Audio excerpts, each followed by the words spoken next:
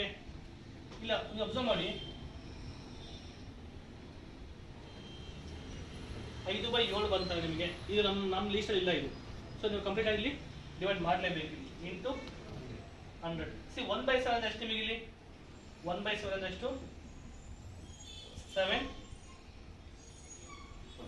2/, ಎಷ್ಟಿದೆ 1/7 ಅಂದರೆ 14. 2/7. 14 2/7 ಅಂತಾನೆ. ಇದು ಏನು ಕೊಡ್ಬೇಕು ನಿಮಗೆ? 14 2/7. 14 5 ಇಲ್ಲಿ 1/7 ಎಷ್ಟು 5 ತಾನೆ. 14 ಇದು ಎಷ್ಟು? 70 ತಾನೆ. ಸೊ ನಿಮಗೆ 7 ಇಂದ ಸ್ಟಾರ್ಟ್ ಆಗ್ತದೆ ಅದು ಸಿ ತಾನೆ. ನೀವು ಕಂಪ್ಲೀಟ್ ಮಾಡೋದೇ ಬೇಕಾಗಿಲ್ಲ, ನಿಲ್ಲಿಸಿ ಸ್ಟಾಪ್ ಮಾಡಿ. ಅವ್ನು ಬೇಸಿಕ್ ಬಿಟ್ಟಿಲ್ಲ ಹೋಗಲ್ಲ. ಓಕೆ. 1/7 ಎಷ್ಟು? 14 2/7 ತಾನೆ. ಓಕೆ. 14 ಎಷ್ಟೇ?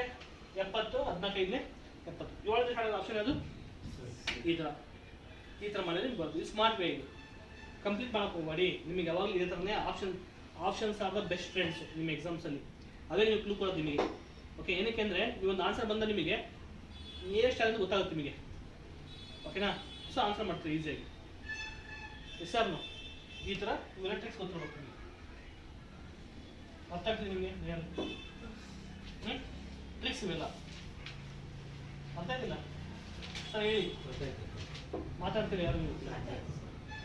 1/10 ವರೆಗೂ ನೀವು ಕಲ್ತ್ಕೊಂಡಿದ್ರೆ ಈಸಿ ಆಗುತ್ತೆ ಅದು. ಅದಕ್ಕೋಸ್ಕರನೇ ಸರ್ ಹೇಳಿದ್ದು ಬಯಾಟ್ ಮಾಡ್ಕೊಂಡಿದ್ರೆ ನಿಮಗೆ 1/7 ಅಂದರೆ ಅಷ್ಟಾಯಿತು.